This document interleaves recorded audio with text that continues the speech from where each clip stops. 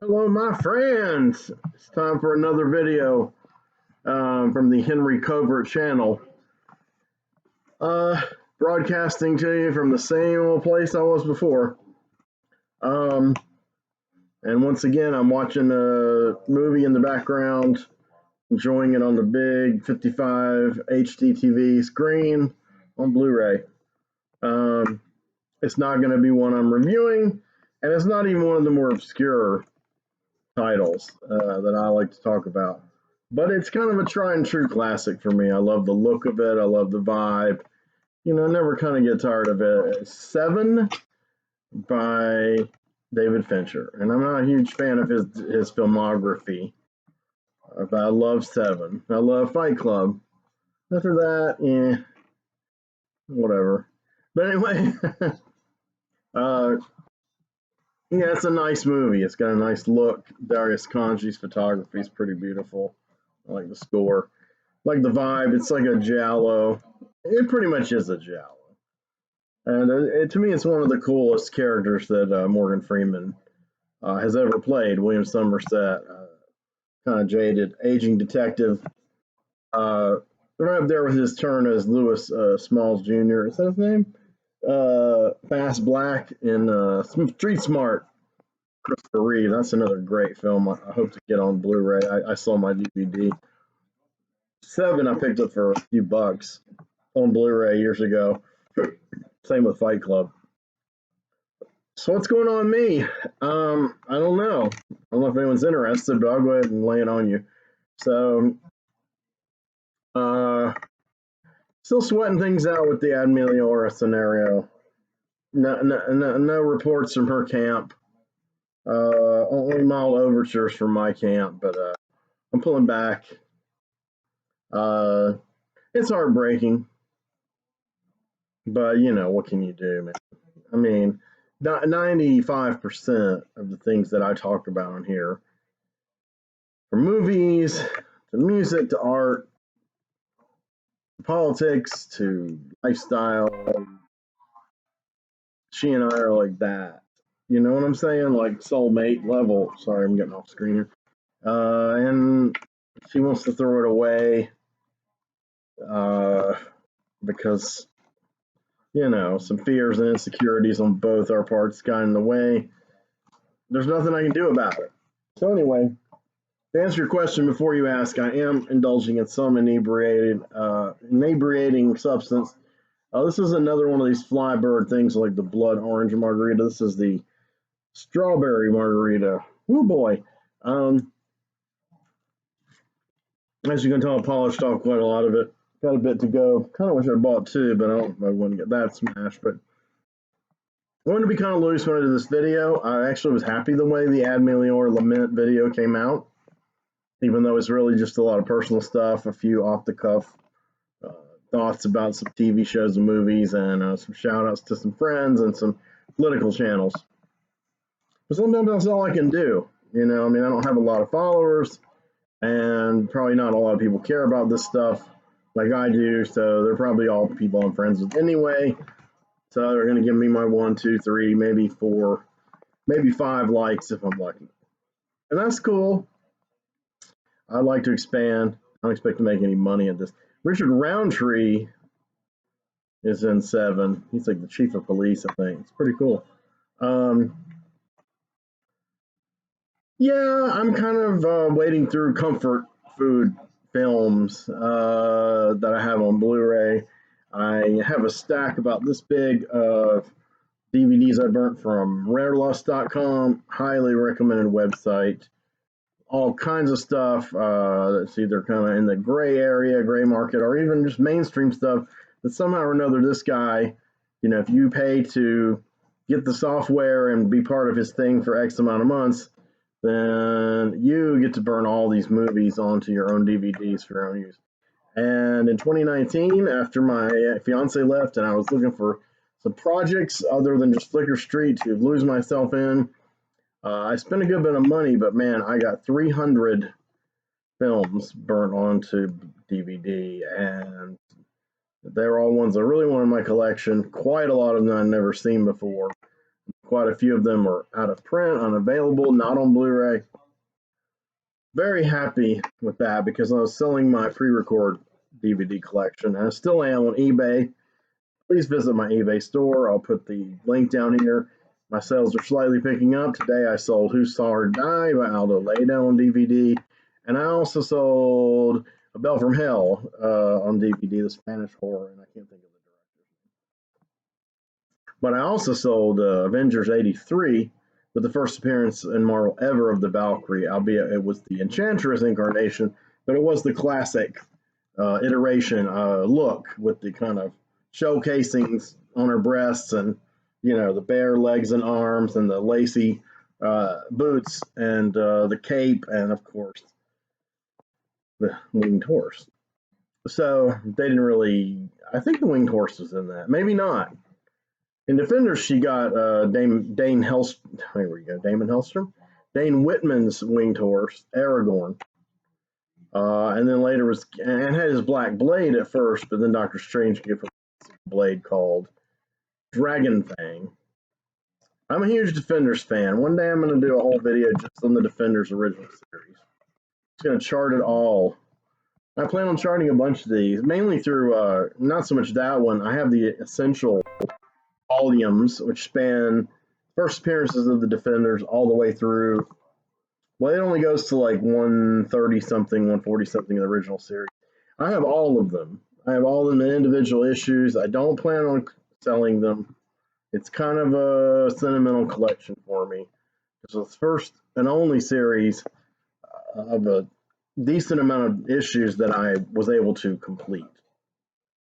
Now, the Avengers, I was able to get about 250 out of the first 300 issues. Of course, now I've been selling them like mad, and I'm kind of going through, and I'm getting ready to put up for sale the Kree Skrull War by Roy Thomas and Neil Adams, Tom Palmer, and John Buscema. I just sold the Ultimate Chapter of that, issue 97, for $30. It had a little tape repair on it, so it wasn't a perfect copy inside, but you know, it's got a beautiful Gil Kane, Bill Everett cover of Rick Jones conquers the universe, and he's sending out all these Golden Age superheroes to fight the Kree. I have been lingering on a few websites on YouTube other than just music related and political related. I checked out this guy's site called Comix Explained. I think his name is Rob, and his following is the Rob Core. So I have mixed feelings about this guy and his channel.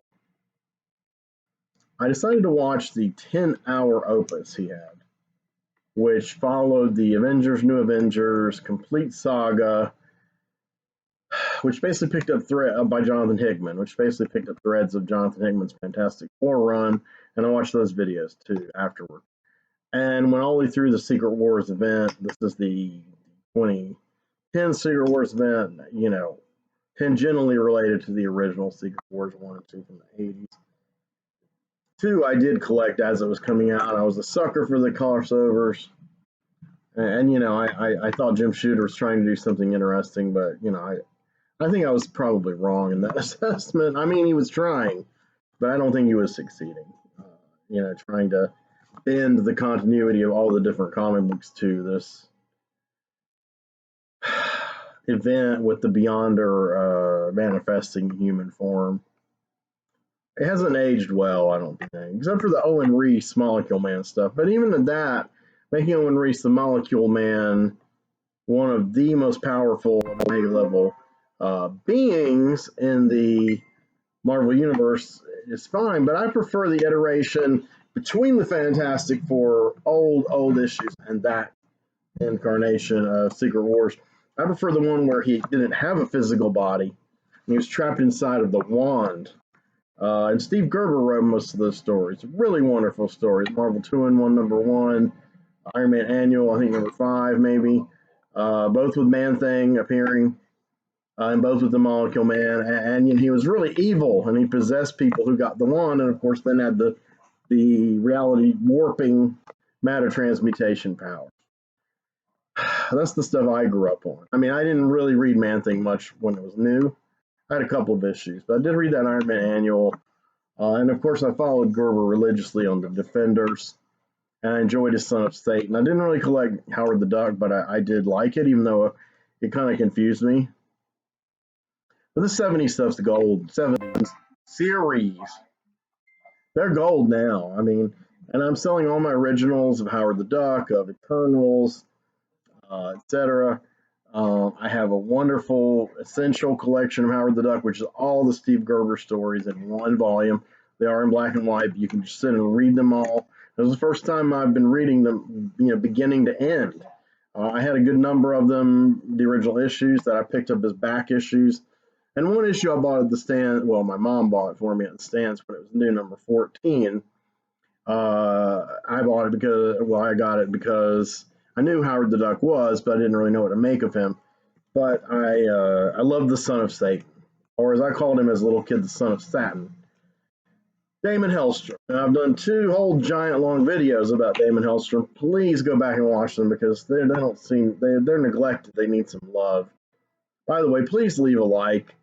And please consider contributing to the channel, sharing, liking, sharing on Facebook, Twitter. Leave a comment if you want. Don't be too mean. I'm kind of sensitive. But I really, really, really need those likes and to float up into the algorithms because my subscribers are rising and my views are rising, but my likes are just more abundant pathetic. I can't seem to break more than 5 or 6 on any one video. A couple I have between 7 and 10. That's it. So yeah, I was a big fan of the Son of Satan, so I bought that issue in which Howard the Duck took on Damon Hellstrom's dark soul, the other part of him, the part of him that was from Satan, and he became the Son of Satan. So I'm selling that issue on eBay now. Same issue I've had all along. I was selling it for $7.77. Now I was selling it for $6.67. And really, it's the only one among the ones I'm selling, besides number 1 of Howard the Duck, that are kind of sought after. I don't have the issue where Kiss first appears in the comic book. That's worth quite a bit. It's probably the most valuable single issue. And Gerber wrote that, and then he wrote the Marvel Super Special with Kiss as stars in their own comic book with guest appearances from Marvel heroes. That was a black and white magazine. I had some friends at the time who bought it who were comic collectors, and some of them were really more Kiss fans, and I didn't really get into rock music back then. I was into like Killing Me Softly with his song and this kind of maudlin ballads. So I don't know. It was before I was introduced to Queen and Flash Gordon, the soundtrack. That got me into rock music. That broke my head. So then when I got to Black Sabbath, there was no turning back. So but anyway, selling the Howard the Duck collection, reading the Essentials series, reading the Essentials collections. I have the Panther's Rage full in color, which includes Panther's Rage and the Panther versus the Klan. I had all the individual issues of Panther's Rage, only a couple of the Klan story arc, but I am selling all of them. I've sold a couple. I just sold issue number 8 of Jungle Action, signed by Rich Buckler. I knew Rich Buckler. I almost worked with Rich Buckler. And it was worth a good bit. I think I sold it for maybe 40. It had come down over a long period of time from like $75. Good condition. So I'm gradually selling off the Panther's Rage original issues. So I've got the book. And then finally I have the Eternals, the complete Jack Kirby collection. I didn't have the individual issues, all of them. I had about, there were 19 in an annual, so that's 20. I had about 12, maybe 13. So now I've got all of them in this beautiful color epic collection, just like the Panther's Rage. So those 3 books I'm going to review and be able to go, hey, there's an overview of this series. And that's kind of what's exciting to me about Marvel, is taking that kind of stuff, those extended arcs that were so incredible and so influential in my childhood, a lot of them which were kind of over my head when I was a little kid, really. And reading them as a whole work. And of course, there's going to be inconsistencies, and there's a lot of deadline problems back then, and fill-in artists, and changing rostrums. But overall, the integrity of stuff like Don McGregor's Black Panther series, Don McGregor's War of the Worlds with Killraven, Steve Gerber's Howard the Duck, Omega the Unknown, Man Thing, Jack Kirby's Eternals, Devil Dinosaur, Machine Man. I mean, these are like auteur books. These are like books that were the vision of one or two, one guy or one or two guys working together. And it kind of transcended this assembly line committee kind of crap that Marvel, kind of has pervaded, especially in the 80s, in the kind of soulless, lifeless Jim Shooter era. Um, because I mean, seriously, Shooter said that his goal was to bring all the books, which were uneven with all the deadline catastrophes and unevenness of the young, experimental writers, like Engelhard, Gerber, Minch, McGregor. He was going to try to rope them in and make them at least mediocre, bring everything to at least mediocre level. He succeeded, and he got like Joseph Rubinstein to ink the majority of it, and then he did the official handbook of the Marvel Universe, where Joseph Rubinstein inked all of it. So you'd have that kind of Marvel look, sameness. Only a handful of creators did he really give much slack. Frank Miller on Daredevil, Claremont and Byrne on X-Men to an extent, though Byrne kind of fucked over Claremont, and then Shooter fucked over Byrne, and then Byrne kind of had the last laugh because he was so popular.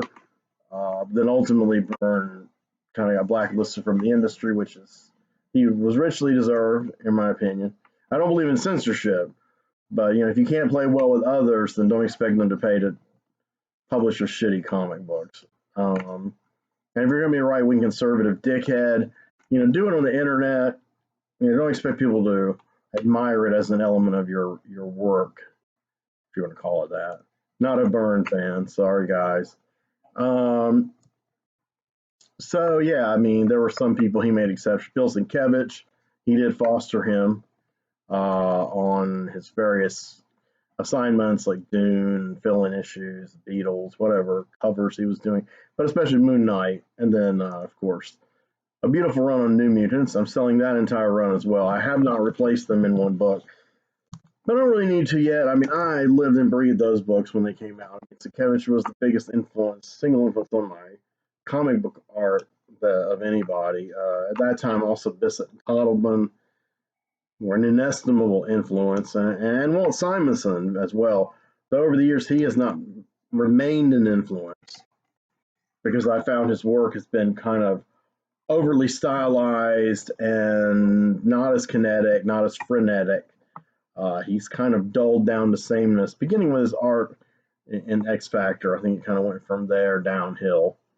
Thor was kind of his peak, and then of course the stuff before Thor was really incredible, like Alien and Manhunter. But anyway, but he was a big influence. That very loose kind of drawing style, huge influence on me in high school. Toddleman, the inking style, the really fine brush stroke inking. And Bissett's kind of frantic drawing too, underneath Toddleman.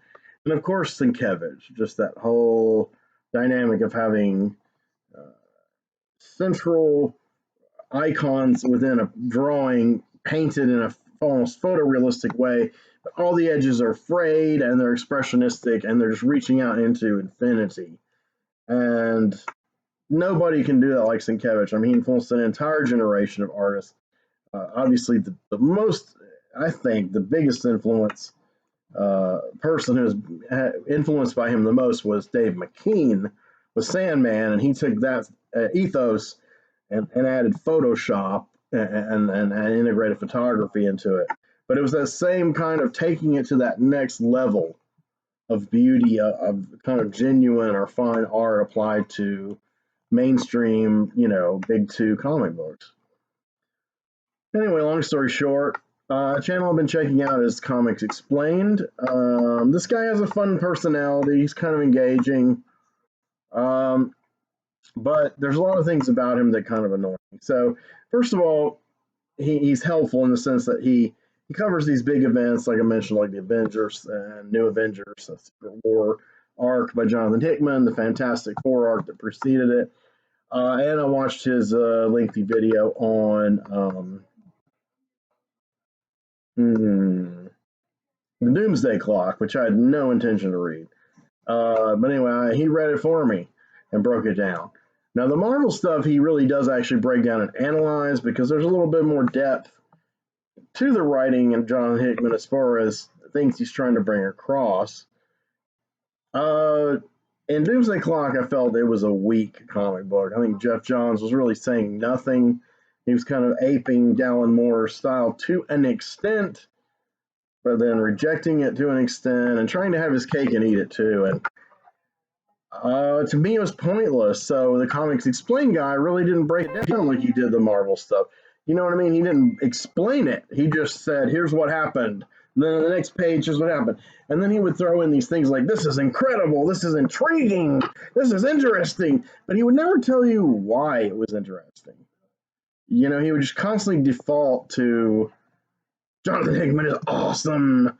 Okay, well, tell me why he's awesome. I mean, sometimes he was able to tell me that. But in Doomsday Clock, he couldn't tell me why Jeff Johns was awesome.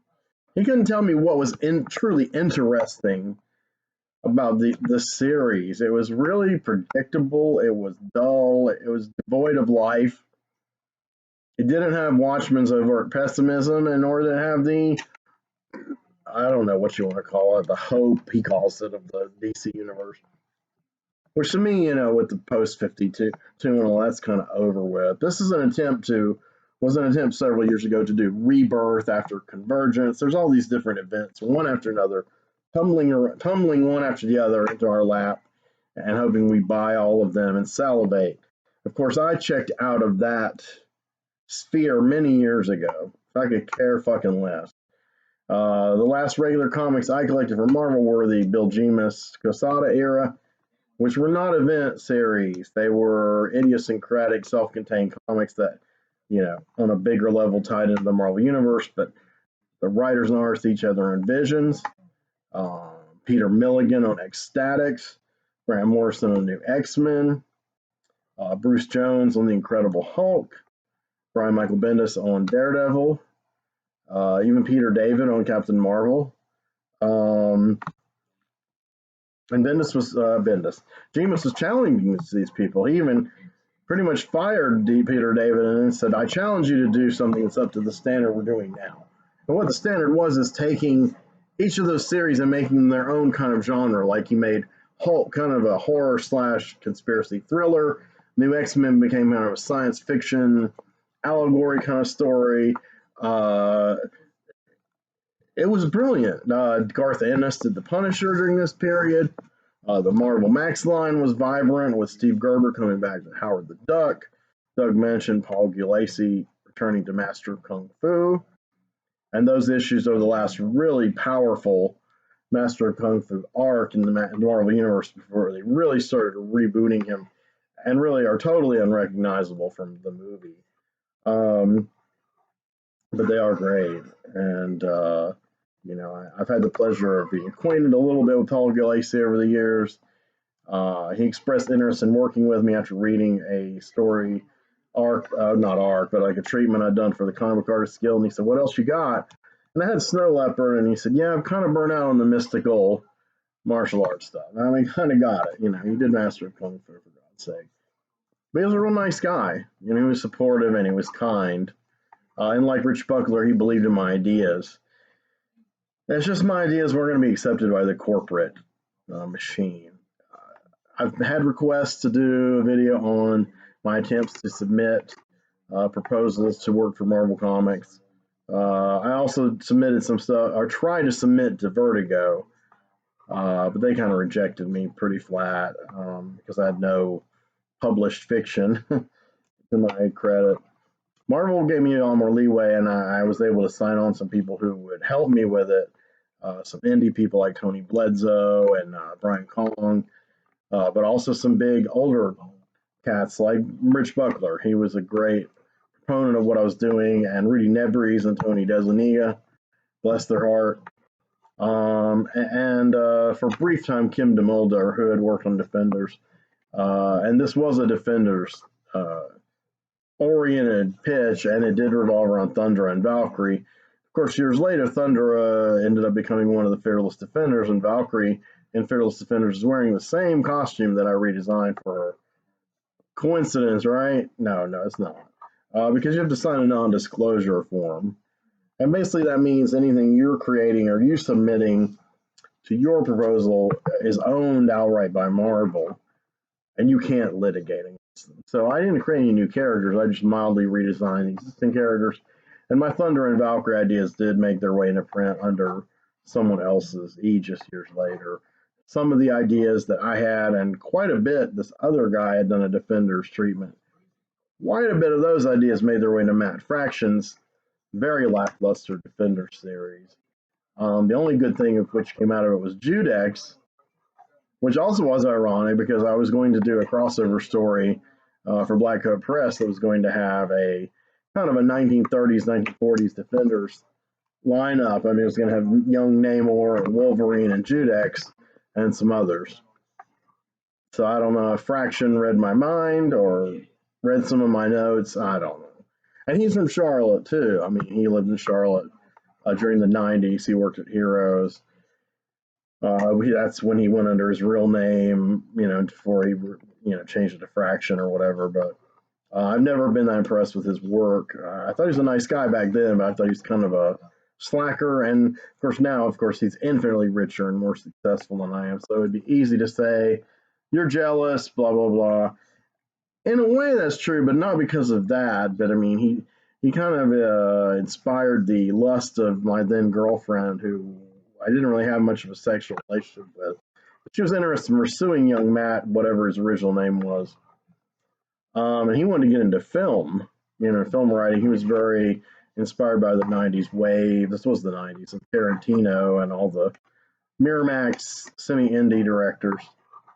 He parlayed that into kind of a hipster kind of style of comic writing that became really popular in the 2000s.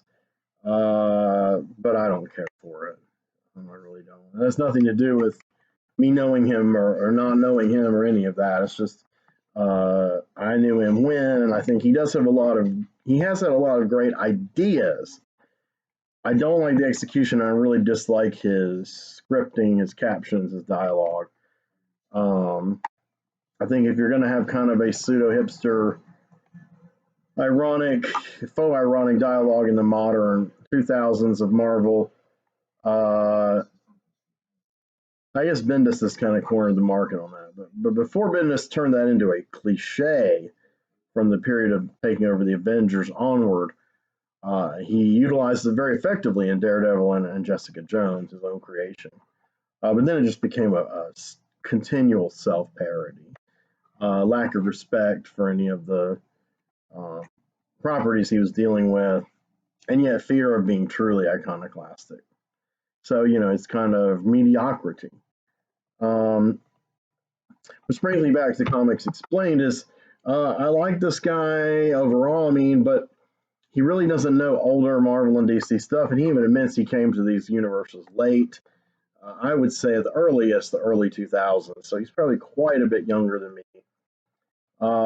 And he's got a lot of enthusiasm, but sometimes he veers way off into the fan bro stuff, not in a negative fashion. Like the fan bros can be like anti-diversity and talking shit and spreading bad, ridiculous rumors and disinformation, but in the sense of just being overwhelmed with, I'm a geek, I'm a nerd, this is so cool, but never really explaining why it's cool.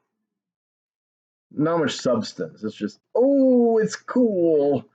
I love it. I'm a slave to Marvel, and it's like, no, dude, there's a wide world of art out there. You need to wake the fuck up. And there's even a wider, longer tradition of comic book art, which this guy seems utterly clueless about. I mean, he speaks of it with some reverence, but he gets facts continually wrong, especially on the Marvel back stuff.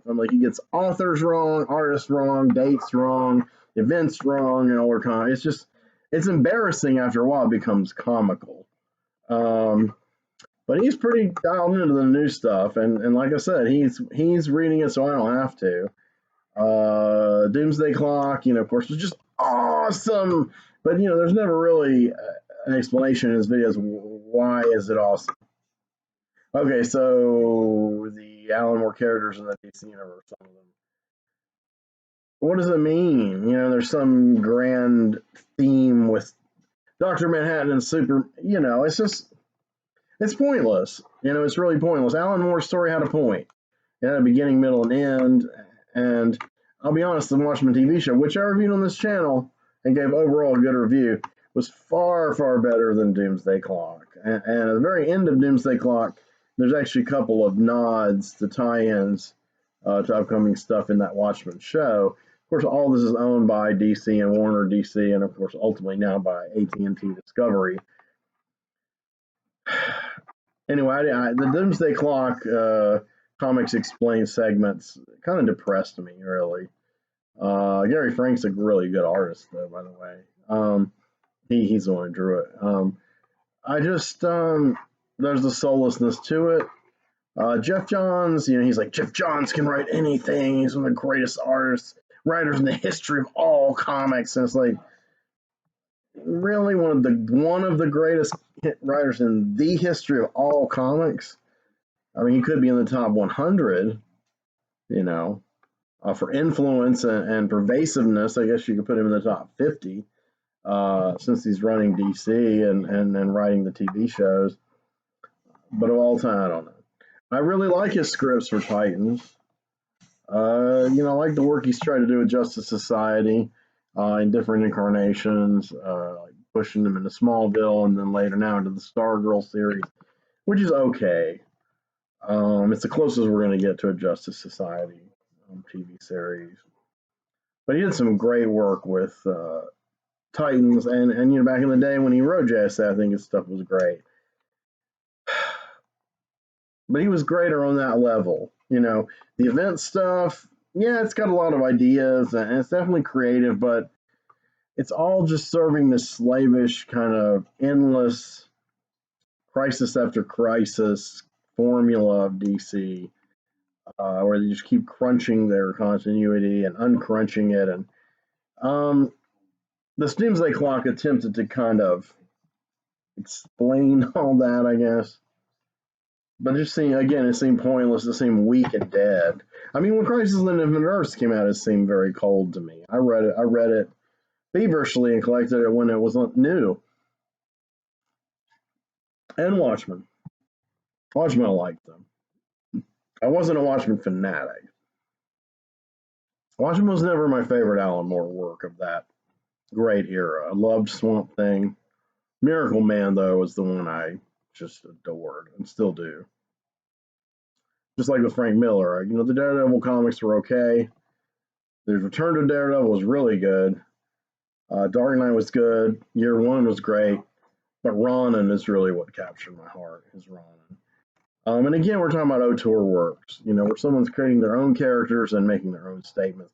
I'm not saying you can't do something great and even semi-definitive with others' characters. I believe you can, but it's not going to last because there's not much respect afforded it because of all the stupid continuity shit they have to constantly do, which is market-driven and action figure-driven and commerce-driven. And fuck it, I don't care about any of that. So my story, Flicker Street, which one of the next videos I'm going to do is going to be an update on what's going on Flicker Street. The stuff I'm writing currently, the themes I'm embracing, the characters I'm creating, the characters I'm working on. If you've watched any or even some of the previous Flicker Street videos, it will build on that, and that will enhance that. If you've never seen one, then you'll just get kind of a peek into my brain and what I'm doing with the story. And if you don't care, then you don't really have to watch them. But if you've never seen anything like that of mine pertaining to my own work, my own creations, then I would implore you to please check out the upcoming Flicker Street video or two, which is really the point where, with my personal life veering into all kinds of weird directions and my artistic influences really strong on me, everything's being processed, and the prism through which all this is contained and then dispersed is Flicker Street. It always has been, and it always will be.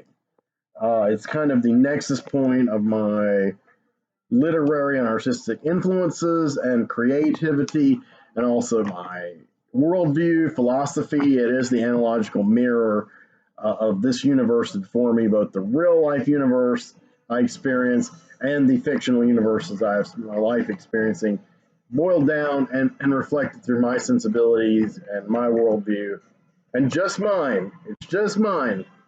No one else owns it. So there were a few people when I was young whose work, kind of very early naive work, so was mine, fed into Flicker Street, such as Thomas Davis, rest in peace, Christopher Pack to a small extent, rest in peace, JJ, the infamous one, what happened to him.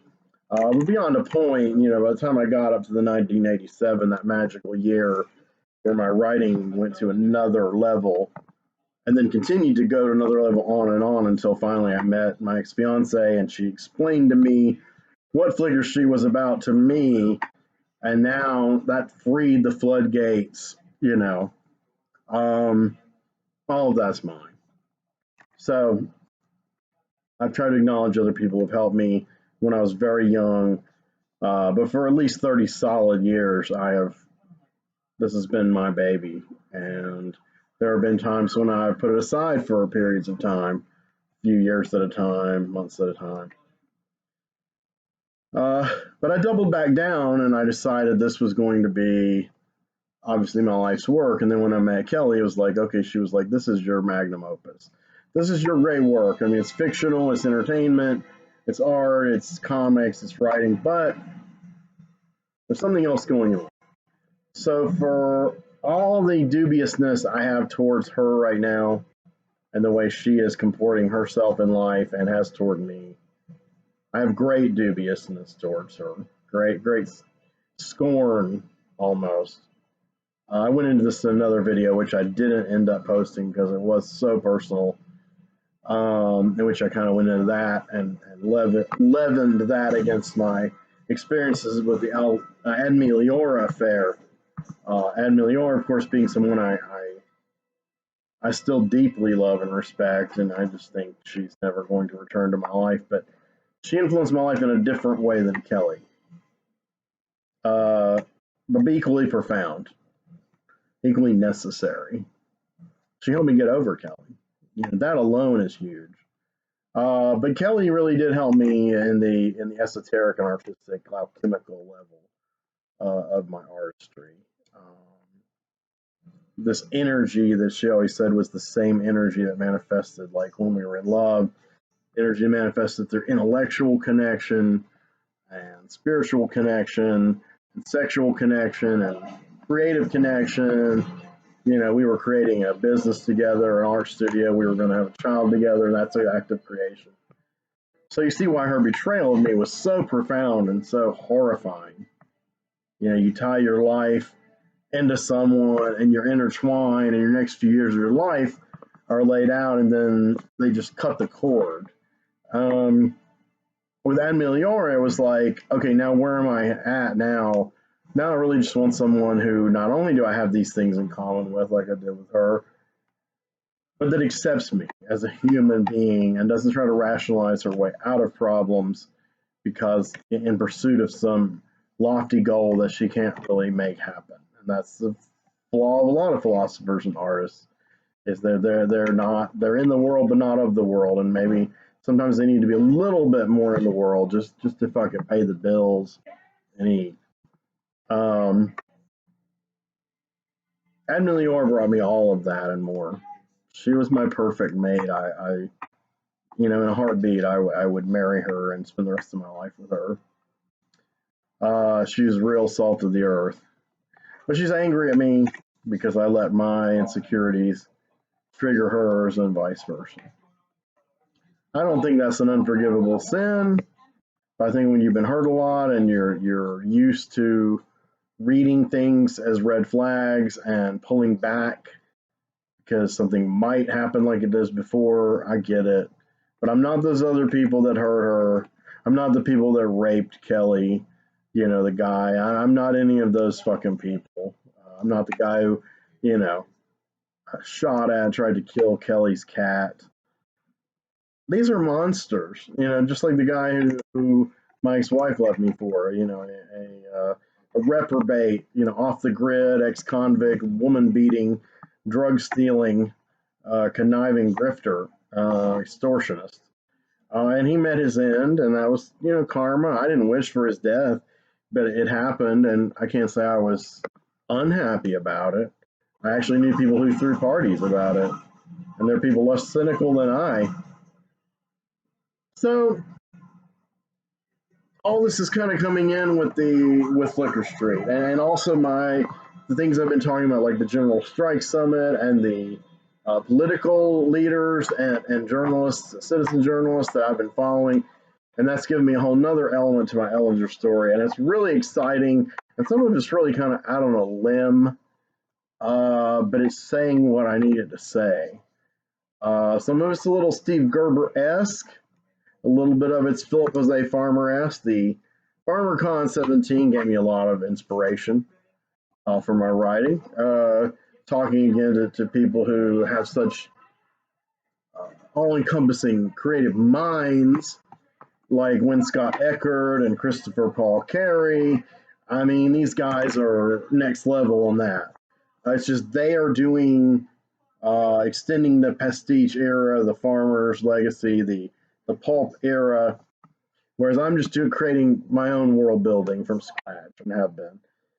But our methodology and way we're dealing with some of these things is not too different. We're all very Farmerian. I mean, the genealogy aspect is a huge part of what I've done, and a lot of the outre science fiction ideas and the ideas of taking science fiction and action adventure superhero stories and infusing with real life sexuality and violence, carnality.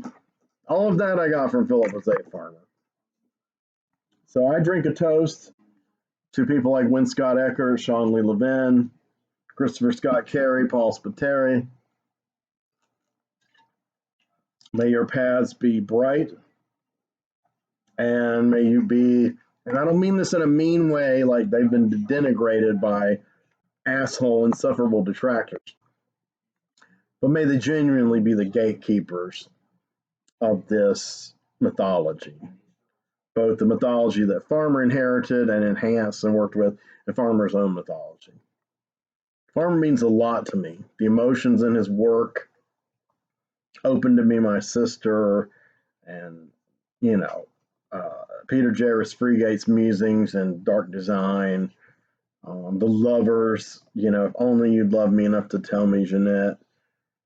The Last Rise of Nick Adams, where his penis, just grows and explodes because of his ego being fed, and Father to the Stars, Carmody is a priest, and then he actually on Earth, he killed his wife and cut her into a million pieces because he couldn't stand seeing her pregnant at all, or pregnant with another man's baby and defiled.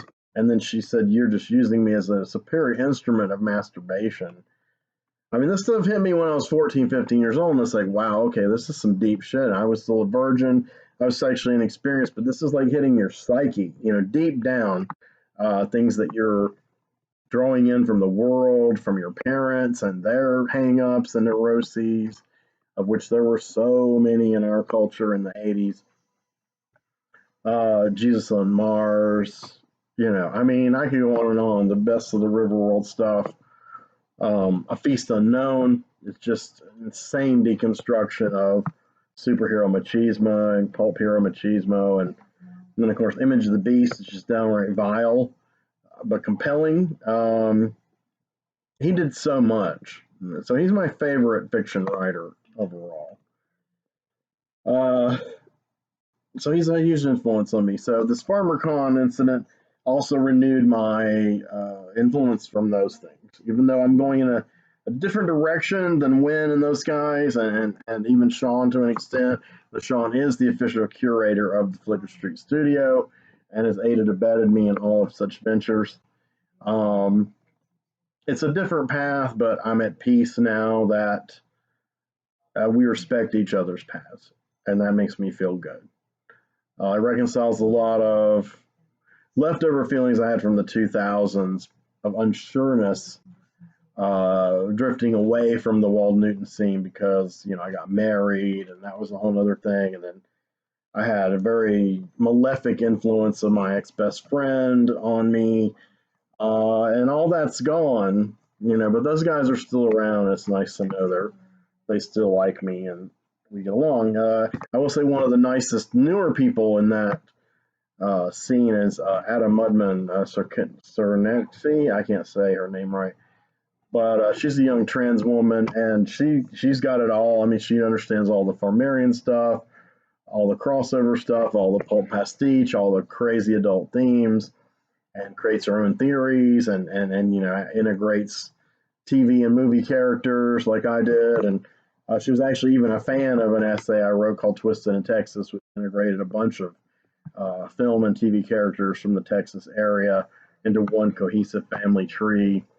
I got to talk to her on our FarmerCon, and that gave me hope. It's like, wow, so somebody's not only carrying this on at being younger, but also someone who is very outside of the norm of society and being transgendered.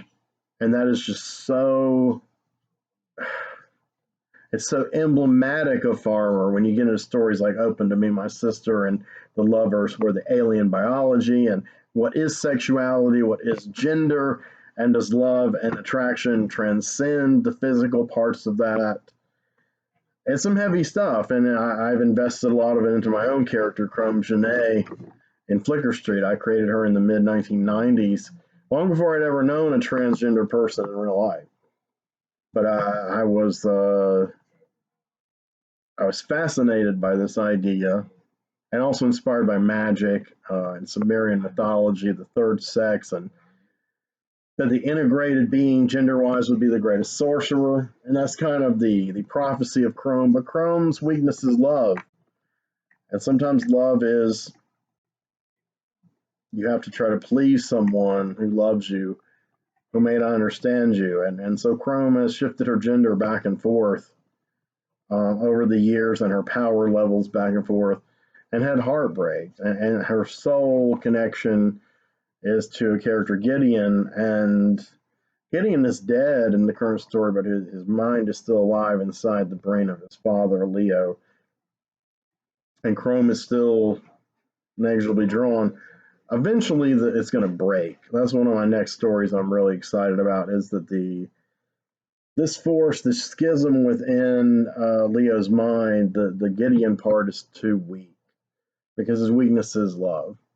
And it's going to break Gideon. And so they have to perform a psychic soul surgery, and take Gideon out and let Gideon finally go on. And that's heartbreaking for Chrome, but Chrome has to do it for Leo, so Leo can let go of this weakness. And this is reflecting my real being. I once said that the only way to get over my ex-fiance was to kill the greatest, most loving part of myself. And I have had to do that. Now, the young lady, Meliora, she found it. I mean, it's miraculous. These are life-affirming things, and people take them for granted so much. And if I can express them here or through my art, I'm gonna fucking do it.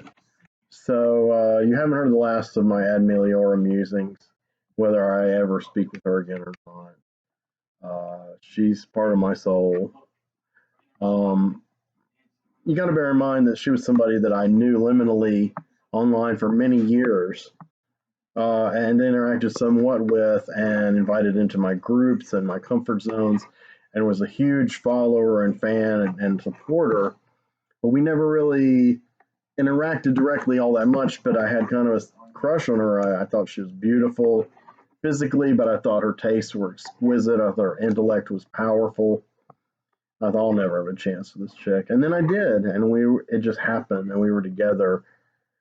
And those few weeks, I was actually happy, unremittingly happy, and those were the first times I'd been unremittingly happy in 2.5 years, But it was really genuine. And then she sundered it, and I didn't expect that from her, but it's fine. You know, I survived the thing with Kelly. I'll survive the thing with Meliora. I'll respect her privacy and her family and everything.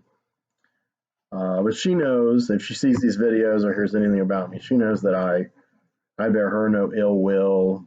That I would reconcile with her in a heartbeat. There's nothing horrible that happened between us uh, that is beyond my ability to forgive, and I hope for hers. But in any case, I think she's kind of brought me back down to earth, you know, while still having all these profound lessons I've learned.